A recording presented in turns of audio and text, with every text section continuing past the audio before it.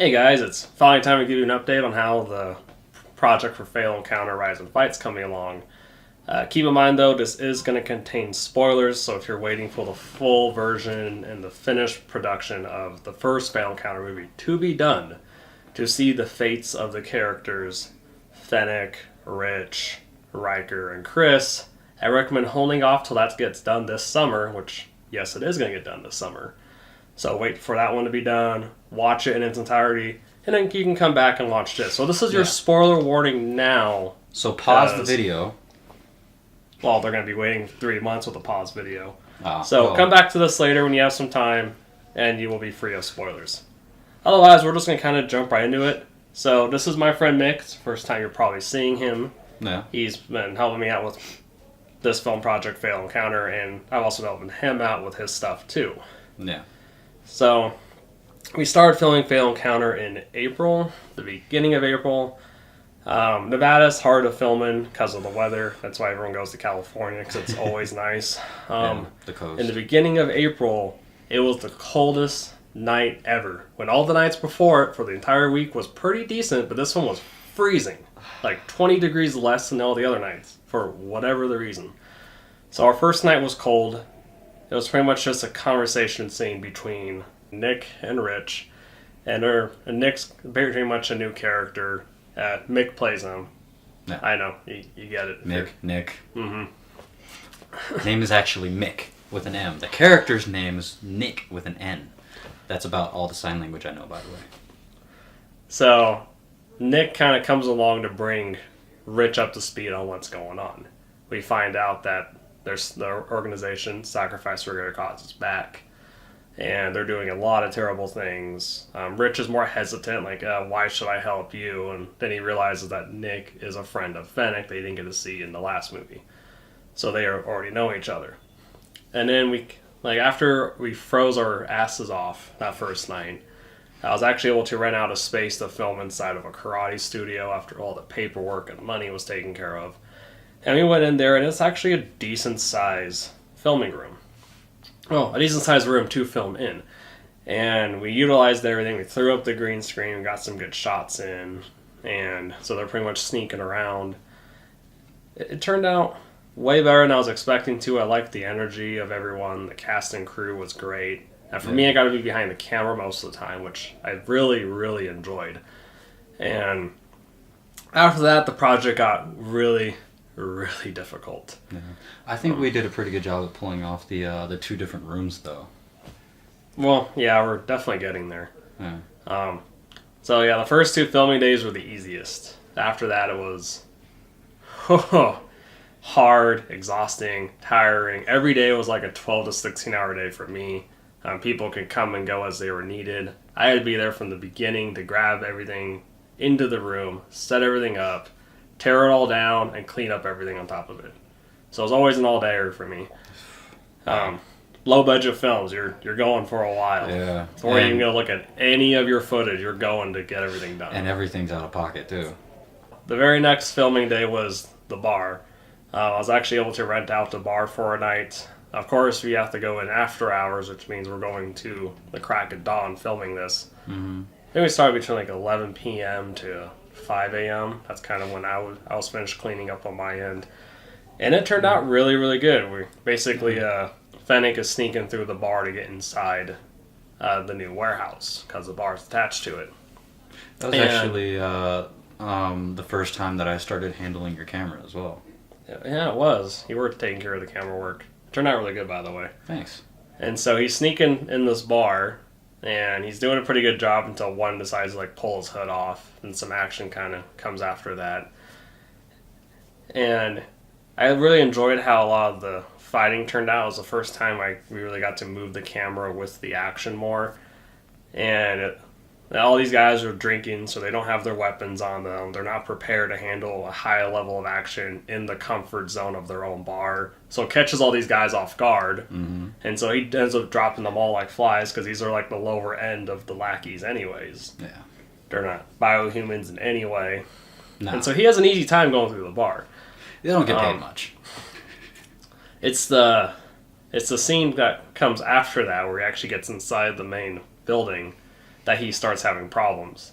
It's the first time where he's fighting a superhuman that is way stronger than the Riker superhuman he fought in the previous movie. Remember I mentioned that this takes place 3 years after. Fatal Encounters in 2015. Fatal Encounter Rise and Fight takes place in 2018. They've had 3 years to develop their superhumans, their viruses, and get everything more prepared for this giant war and takeover way in the future. So they're in a pretty good stage right now. So he's fighting this assassin that starts off with an assault rifle, ends up having 2 knives on him for the rest of the time. And it was one of the most intense action things we filmed. We literally was choreographing and doing retakes over and over again just to get the right one for almost 8 hours straight without stopping. And my God, it shows.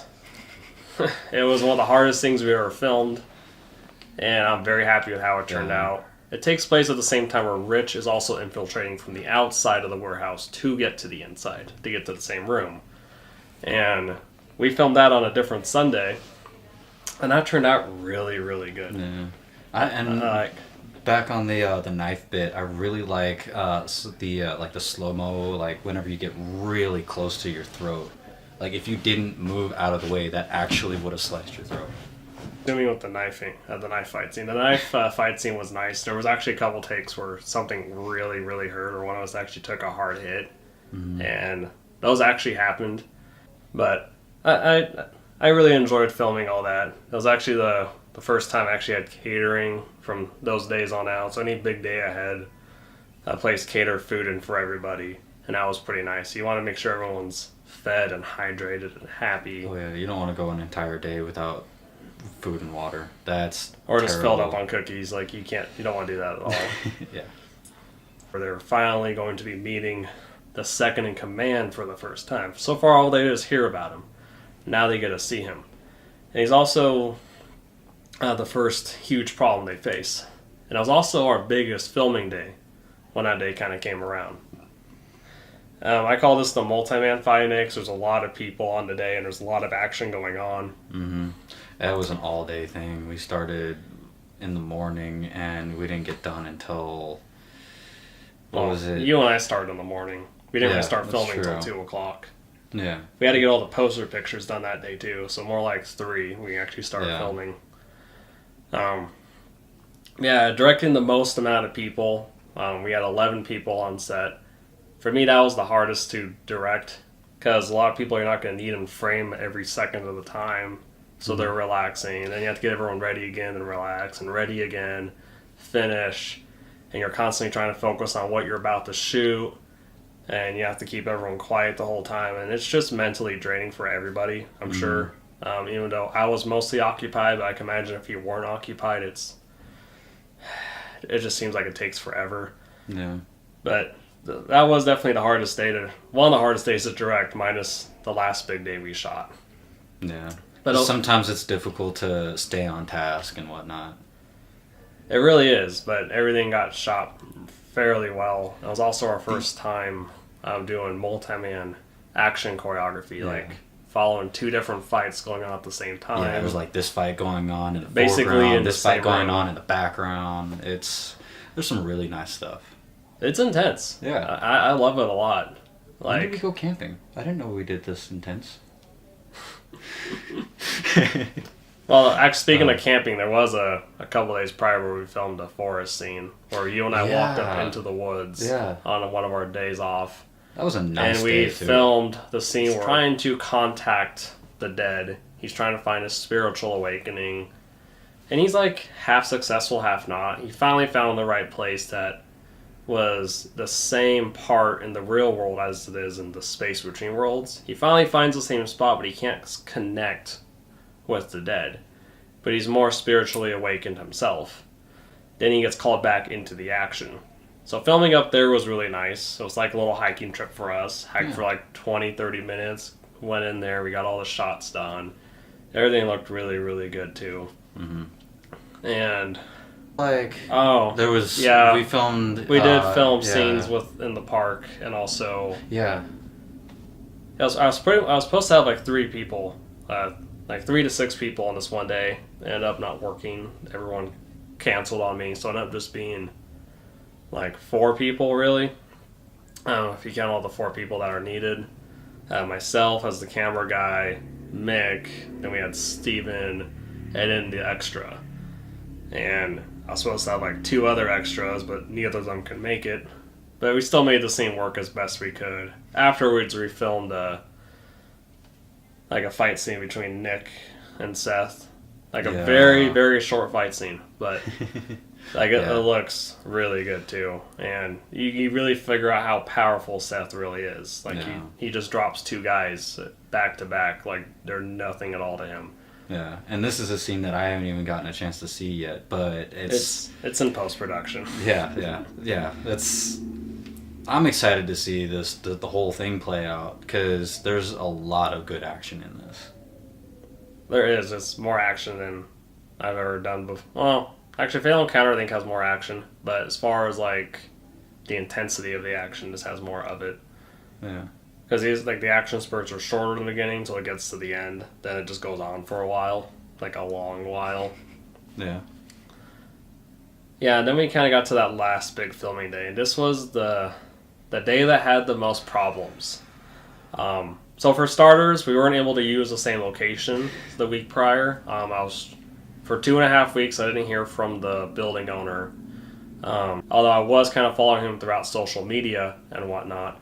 And I found out through texting him that the power in the building we were using completely went out. The landlord said he'd get it fixed. 2 weeks later, landlord's like, yeah, I can't get it fixed, but I'm going to move you to a different building. Cool, you're going to be on the 2nd floor of this building in the same parking lot that you were in. And he's like, okay, cool. And there's probably a conversation where the rent got lowered, whatever. I wasn't there for that conversation. And you can't even get inside the building without some sort of key card. So I'm not sure how you can run a karate school without, I'm not sure how people are going to get inside the building to get to that 2nd floor. Because 1 floor has a different company working there. 2nd floor is his, right? So that already is going to make it harder. I mean, we can lug all our equipment to the 2nd floor. That wasn't the issue. It's the fact that I couldn't get in consistent contact with the school owner. I couldn't get my own key for the building. I couldn't get the permission, even though we still had 1 more filming day we can do. And he didn't contact me until like the week before, where I really started bothering him. And it was more of a, I'm going to tell you something really, really fast just so you stop talking to me and leaving me alone. Like, hey, building's not ready, there's no power. And then a couple days later, the same person shows some pictures online where there is power in the building. It could just be a miscommunication on both each other's parts. But the problem was that I already had everyone scheduled to film on this particular Sunday, and I couldn't rely on my source for the location that I was going to use. We had to improvise.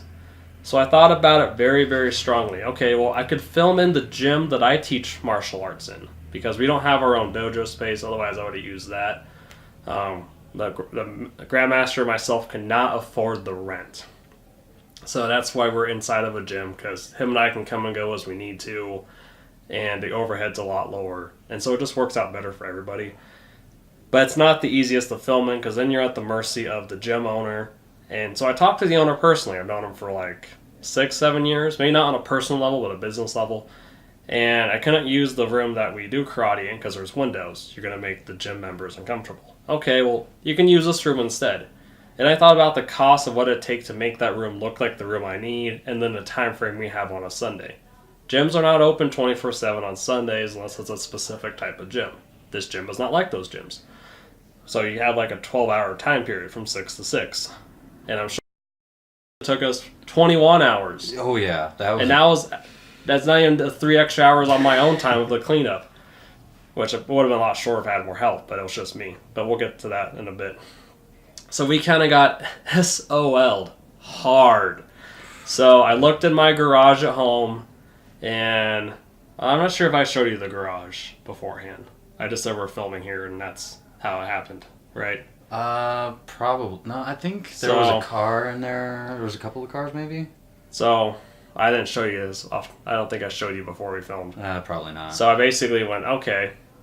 I mean, you've probably seen it when we were breaking here one day. Well, whenever we got there to set it up, you saw it, but by then you'd already cleared out space. Mm-hmm. So basically, there's 3 cars in there, 3 bikes, everything along the walls, yeah, the and it looks like a garage. So what I did is I borrowed all the foldable mats from my karate school, laid them on the ground. We used some of the sheets that we used previously. We hung them in certain parts of the walls to cover up stuff. And we didn't want it to look perfect, so it just kind of looks like a tacky other room, which is exactly the feel we wanted to go for. If I wanted to be completely covered in black around, I would have got some fabric for that. But me, I kind of wanted to see the garage doors and see parts of the walls and see like these sheets here, because it makes you go, what the heck was going on in here? What is this room for? And then we took plastic sheeting all around the inside, and it was like a 25 by 100 foot sheet that covered the entire garage just perfectly. And then we kind of left an opening where we kind of needed to come and go for like breaks and food. Yeah. And so that ended up working really, really well. About $150 later. Yeah. So more money. Yay! Even though I'm already over budget, which is not cool. But it happened, and it had to get done that way. And we also had to shoot it in a more tight area.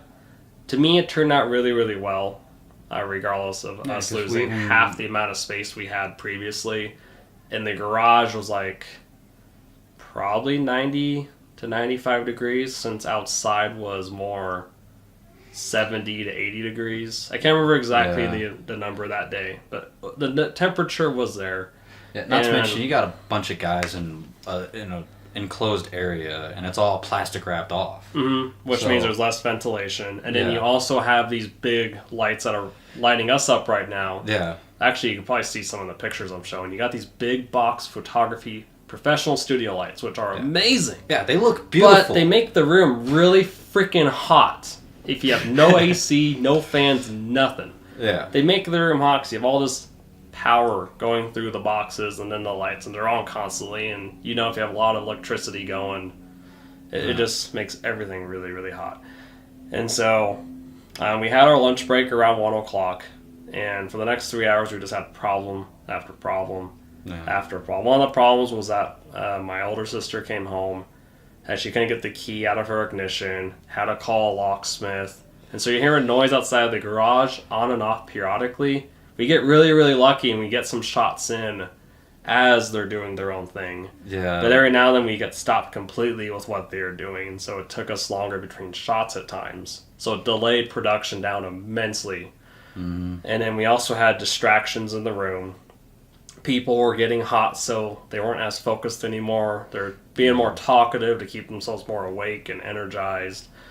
And I don't mind all the talking or us having fun on set. I want us to have fun and have a good time. But when it starts to slow down the production of the project where nothing's getting shot for 90 minutes, then it starts to become the problem.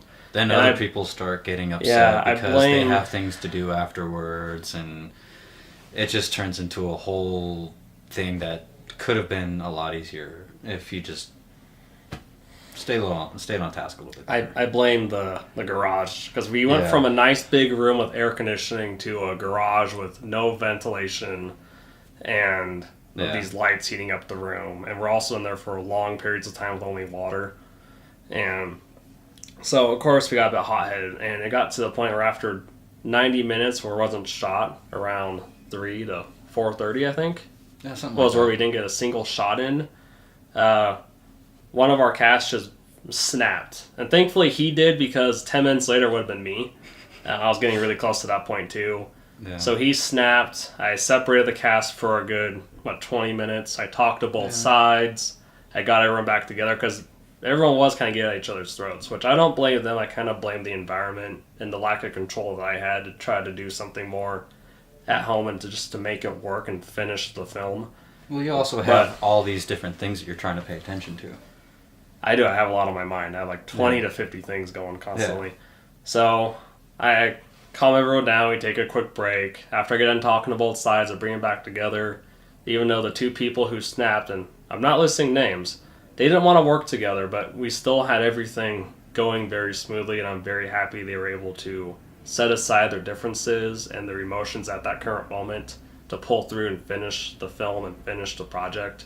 If you're watching this now, you know who I'm talking about. Thank you for pulling through.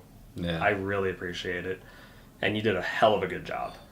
And for you guys watching, they did a hell of a good job. Yeah. So I'm very happy we were able to get what we needed shot.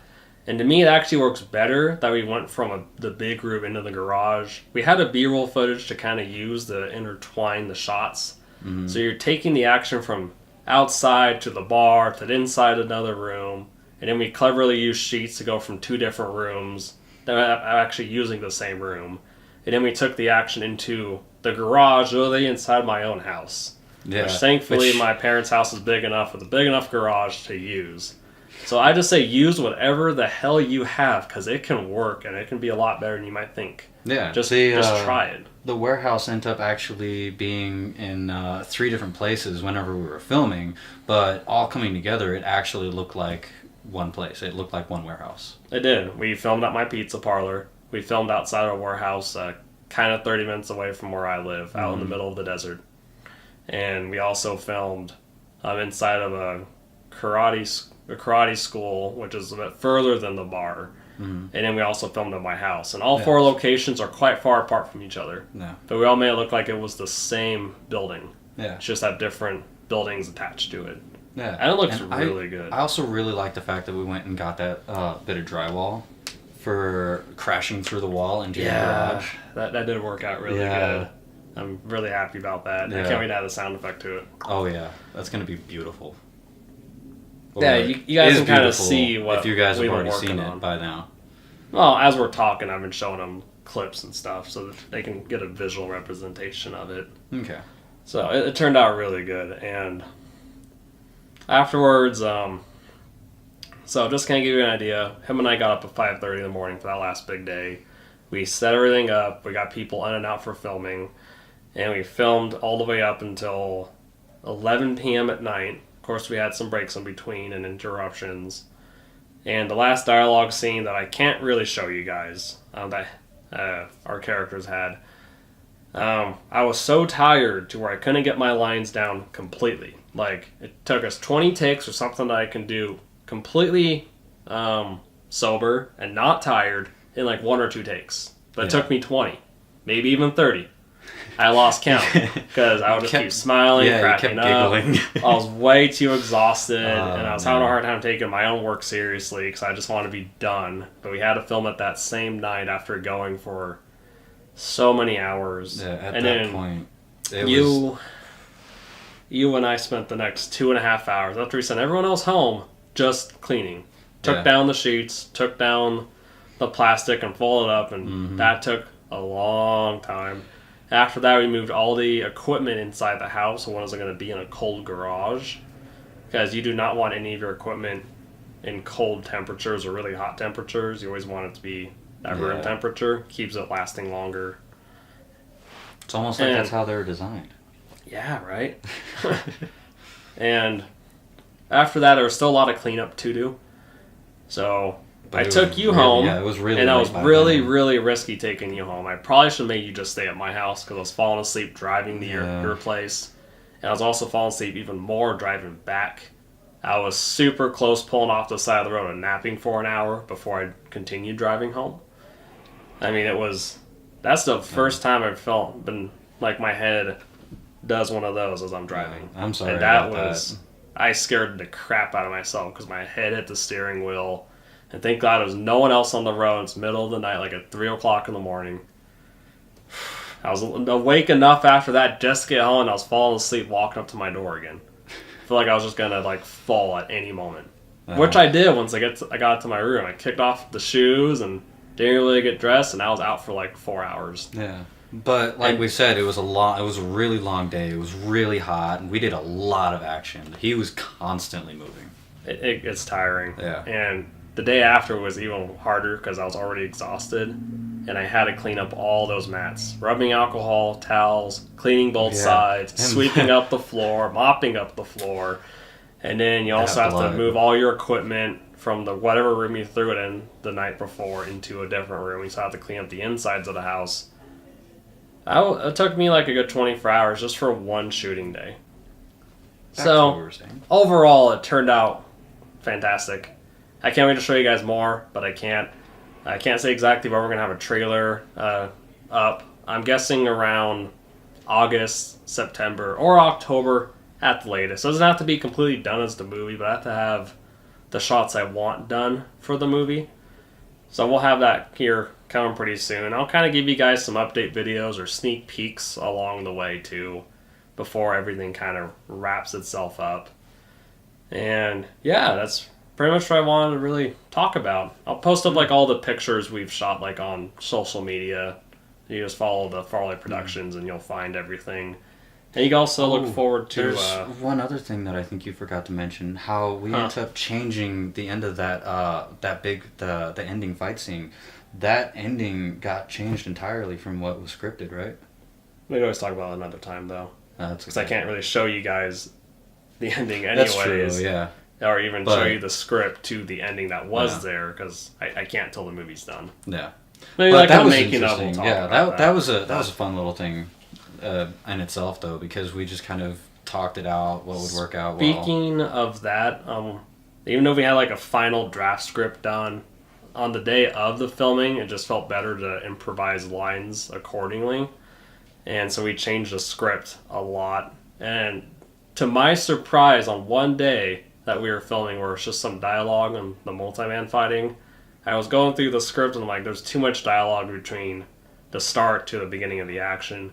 And I literally just looked at my script and tore a page out of it. Well, you're skipping a whole page? Yeah, I'm skipping an entire page, even this paragraph of the next page, because it just takes too long. I need to get there. Yeah, and there was some stuff that we basically just paraphrased. Yeah, the script changed, but also stayed the same throughout the entire project. Yeah. I changed way more filming it than I thought I would, but I'm glad I did, because I feel like it turned out way better than what I originally had written down. That's one thing to keep in mind, guys, is if you're filming, don't be afraid to go completely off script. Go with what feels natural. Sometimes you get the best stuff that way. Yeah. And it works out really well. Yeah. And yeah, that's pretty much it. So, yeah. Don't forget to subscribe. Subscribe to Mick's channel, the Bordamia. Bordamia, yeah. I am helping him with fan films and other various projects. Yeah. I can't say the names of them here right now. Yeah. But go over there, check them out. Yeah. Bordamia, it's spelled boredom with an IA at the end, all one word. And it's also in my channel box on the YouTube channel. Look over to the right-hand side. And subscribe to both channels, and you'll be able to stay up to date on any filming projects that we create. Yeah. So yeah, have a good day, guys, and we'll see you next time. Take care.